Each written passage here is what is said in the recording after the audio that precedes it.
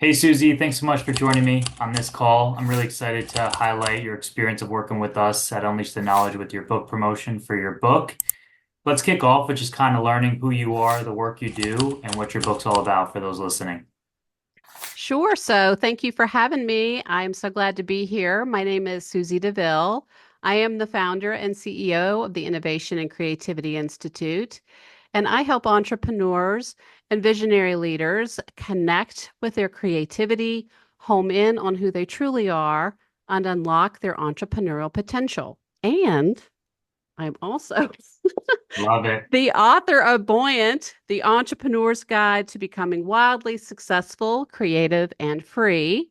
And I wrote this book for an earlier version of myself. So, for the entrepreneur who's really painfully stuck and riddled with self doubt, who believes that the path to the success and the freedom they crave is through more work, productivity, and discipline Mhm. and sort of believing the prevalent cultural advice, which is we can sleep when we're dead, we should burn the boats, we should sort of whip ourselves forward and deny ourselves fun, pleasure, and joy in order to sort of reach this brass ring.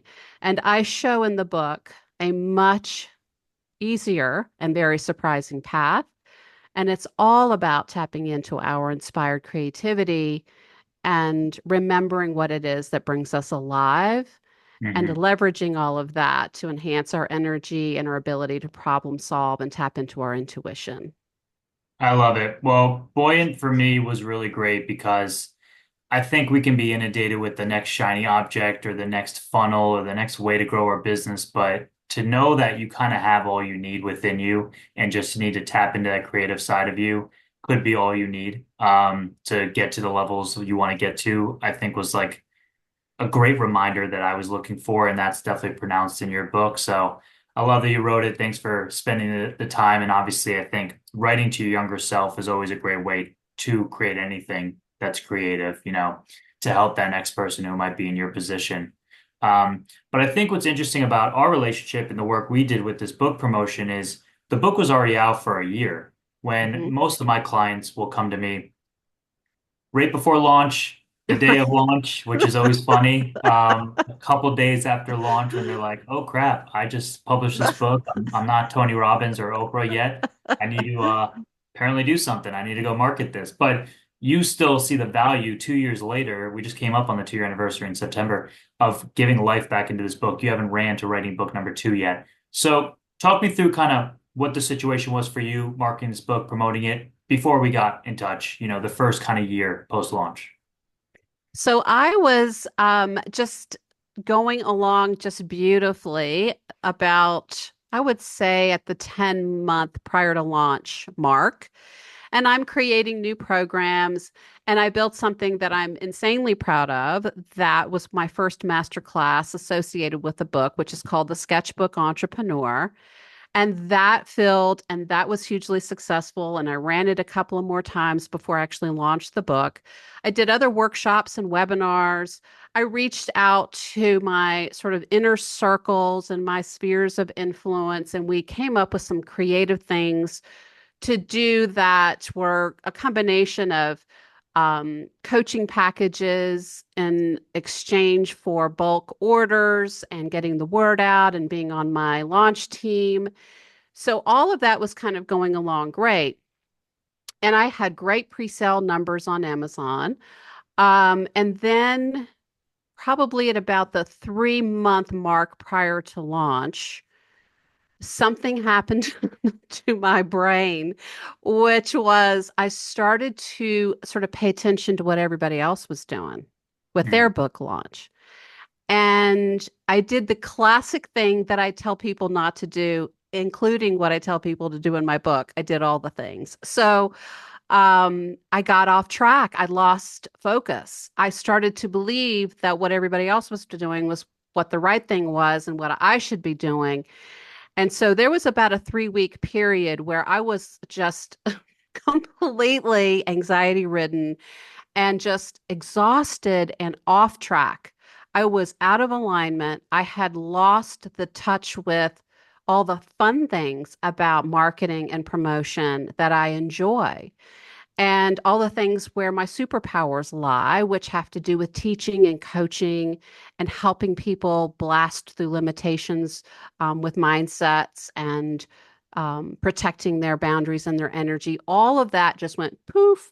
And so I'm scrambling trying to copy what other people are doing. And those things are not things I enjoy, nor do I have skill sets in those things. Mhm. And so I righted the ship about 2 months prior to launch and got back going again. But there was this interesting thing because I had started with such a great, I had started with such a great sort of flywheel turning on the marketing and promotion side. And then it just kind of went and stopped. Yeah. And as you know, when you try to get the flywheel going again, it takes a lot of energy and momentum and focus to just even get it back to where it was before I got off track. So that was a little disconcerting, but I still had a very successful launch. But I was unaware and kind of didn't quite know how Amazon really worked Mhm. until I became a much more seasoned author with a book out. And it was just kind of by picking up clues from here and there. And then I could see, oh, these are things that I need to be doing that I don't really know exactly how to pursue it. And that's when I was introduced to your work, and I was just like, yay, here's my person. I love it. So good. I mean, yes, there's a lot of people that are trying to work with authors. There's a lot of different campaigns and such that you could do, or a lot of shiny objects. So to be mindful of that, or to your point, like leaning on your zones or areas of influence, people you trust. I know you're in a lot of good writing groups that, are run by people that know what they're talking about. So to lean on them to give you good guidance is always important. But yeah, I'd love to kind of talk about the work we did together, the results you got, and how you felt about the whole experience of passing off some of this promotional work to us. So I just had a great experience because right out of the gate, you were already trying to over deliver. And even the first week, your mind just kind of goes 100 miles an hour in lots of great creative ways. But maybe even more importantly, in so many customer oriented ways. Mm. So I felt like a little baby bird in a nest that I was being very well cared for and guided throughout this process. And I could see from your samples of your work that it was incredibly engaging and it had this beautiful kind of cross fertilization aspect to it. And you would show on Reels, for example, my book along with others that are kind of in the same category, addressing similar kinds of audiences. And it was just great fun, first of all, to just see this book kind of have a platform and a moment in the sun that I would have never even considered trying to pull off. Mm. And so it came in sort of these rolling waves of opportunities to have sort of surgical strikes of very organic and beautifully executed content that would get me in front of people that I would otherwise not have gotten in front of. And so there's the traffic that leads to people signing up to your website or to your newsletter. There are, of course, the book sales. There's the aspect of getting those very important Amazon reviews. There is this sort of sense of the book kind of being elevated in terms of because it's being shown alongside of my mentors and people who I consider heroines and heroes of mine. But other people who were viewing it were feeling and thinking something along the same lines. And so all of a sudden, the book was kind of not only shown to different audiences, but those who were viewing it or those who had actually even perhaps already purchased the book saw it in a deeper and different way, which was, I think, hugely interesting and very helpful to the overall campaigns of not only selling the book, but Mhm. anything else that I was creating in terms of programs and workshops and coaching offerings. So good. Awesome. Thanks for sharing that. I think a big point you shared there that a lot of authors should hear a little deeper is like, yes, you might want one specific outcome from a campaign like this, but there's a lot of like offshoot byproducts that come from it, whether it's like raised authority of the book, obviously book sales, webinar signups or newsletter signups, or I've had past people tell me they've gotten actual high ticket coaching clients or podcast placements. Like there's all these different kind of byproducts that can come from a campaign like that, or just sharing your book in front of new faces and new readers. So I love that you shared all that. Thank you. And, did anything surprise you about kind of working with us? Something that maybe you weren't expecting and it was a positive surprise? Well, just again on the customer service aspect of it and on this sort of kindness Richter scale.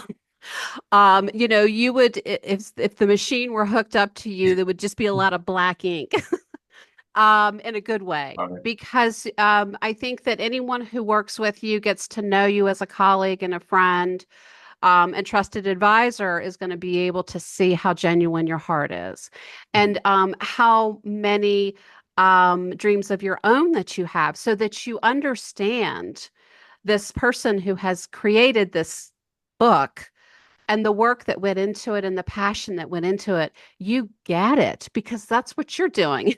And you understand, okay, I'm going to take this area of expertise and the skill set that I have and all of my knowledge, and I'm going to leverage it to the highest and best for this person's specific needs and their message and what it is that they want to have happen. And because it's customized, it feels very white glove. Um, and I also know that you're in it, your creativity, your mind, who you are, and all the things that you get to bring to the project, you pour into it. So it's a very personal feeling of being very well cared for and also just expertly led through the process. Awesome. I love it. Well, for a book like yours with the colorful color, it's pretty easy to share it, and you made it easy on us to share the good work. Because obviously it's an eye-catching cover, and as we know how important covers are, right? To lead the reader to want to actually open the book is a big part of the journey. But if someone's on the fence, kind of listening to this, and I'm just thinking of because I know the author so well here, like they're probably getting inundated with so many requests or different ways to market their books. What would you tell them of either teaming up with us or even just in particular, like finding others that have audiences that they don't have access to and trying to get their book in front of them? So I think the most important thing to do is to kind of take yourself to either the woods or your favorite cafe or to a park bench and just kind of wall yourself off from the world and Mhm. get out your journal and your pen. Stay off of your laptop. This requires these to be moving. And I would love it if you would just kind of have a map that you sketch out as an outline, or it could be a mind map. And you just kind of paint the picture of what it is your ideal launch looks like. Mhm. And forget what everybody tells you is important. Oh, you need to sell 5,000 copies the first week. And I mean, yes, that'd be great. But what is it that you really want to have happen? Is it that you want this message to get into a particular audience in a Mhm. very strategic way?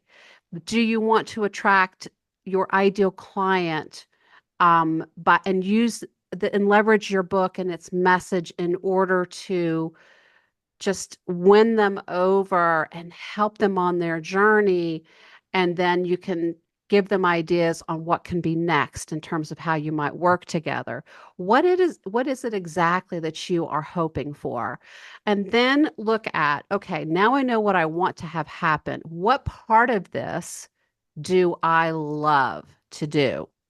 Who are my people? Who's in my network? What kinds of things do I love to do in terms of marketing and promotion? And it doesn't have to be the classic kind of sales approach. Mhm. Maybe you can do something incredibly creative that nobody has even thought of. What sounds like fun to you? So capture all that in your journal. Then write a list of all of your hell no's. And that's the stuff that you would really rather be set aflame than do. And treat it with the wisdom that you have in that moment when you're writing in your journal, because later, and I can tell you I did this. Later you'll go, I'll just do it. It's okay. No, don't. Because all the things that are on your fantasy list, all the things that you love to do, you're going to be pulled off of that. That's where Mhm. you're getting traction without spending a lot of energy. That's where you're getting momentum. That's where people can feel you and hear you. When you stray into your hell no column, all of a sudden nobody can hear you and see you. So you could be screaming at the top of your lungs, and you could be banging pots and pans or the equivalent thereof, and it's going to be just dead silence because your love for this thing is not there and we can Mhm. feel it. Mhm. So look at your hell no list and decide, okay, who is my champion here? And I'm going to guess for a lot of my talented, very creative brothers and sisters who write books, that a lot of those things on your hell no list are going to be what Owen does better than anybody. Mhm. So I think that's a great place to start. But it's great to know, what is it that I love? What is it that I want to have happen? What is it that is just not for me? And Mhm. can I have the courage to stay true to all of that? So good. I love it. I mean, the big idea of like you're a creative individual, you wrote this book, you did the hard work, but you don't need to do the rest of it all by yourself. And finding what lights you up, great, go do that yourself. But then if things that don't light you up, delegate, automate, go find people that could help you kind of bring that into fruition.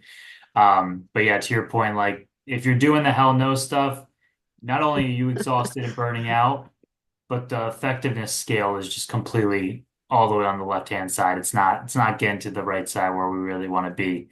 But that was great. I liked how you framed that all up. I want to kind of just wrap up here, Susie, with um, everyone's got a different goal, I'm sure, and vision. I know you have a unique way of how you view your book, but I'd love to kind of get your take on how an author or how you specifically view your book. Is it, you know, a means to an end? Is it a launch pad into more offerings, etc.? Like, or what could you share to the author of like how they should view their book? Because a lot will get to the moment they publish and they're like, okay, the job's done. And then they realize, no, there's so much more we could do. So love to get your take on that. So I wrote the book while I conceived of the book, I should say, when I was in the middle of my nuclear winter period, when everything in my life just imploded. And I made a promise that if I was to extricate myself from all the messes I was in, that I was going to write a book and share it and help as many people get off of the emotional, financial gurney that they may be on, which is where I was. And so the book became not only my opportunity to give back in the form of, chapters and words and guidance and exercises, but it also was an opportunity for me to tell a very specific story which has universal appeal and is in, is shared in common with every human on earth. And we will say without a doubt, I'm the only one who's dealing with this, or what's wrong with me, or I just Yeah. feel, so out of it.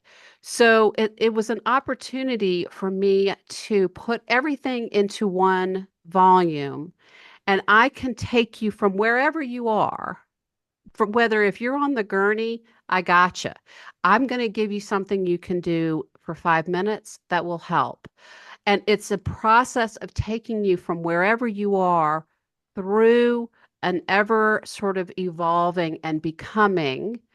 And it's like going on an archaeological dig of the self. We're taking away what's not you, Mhm. what's more like the expectations of others that you sort of brought onto yourself, understandably, but that's what's making you cranky and miserable. So we take all that away, and then we get down to this core of your authentic self, and then we start to tie it into this creative rebel's voyage. What it Mhm. is that happens when we start to inspire ourselves with beauty and art and nature and being with those we love, and we marry that with a very brief, doable morning practice that taps us into our intuition. And then we're off to the races. Now we have clarity, we have calm, we have ease. And because we're now taking bold action, this courage muscle is being um, just created in a whole new, vibrant way. And then we tap into synchronicity. And there's a whole, it's like being on a magic carpet ride. And I know it sounds like magical thinking, but this is my experience, not only with my own life, but with every Yeah. single client, just to take us out of the sort of colorless doldrums and into what it is that is uniquely us, which is where all the energy and the magic resides.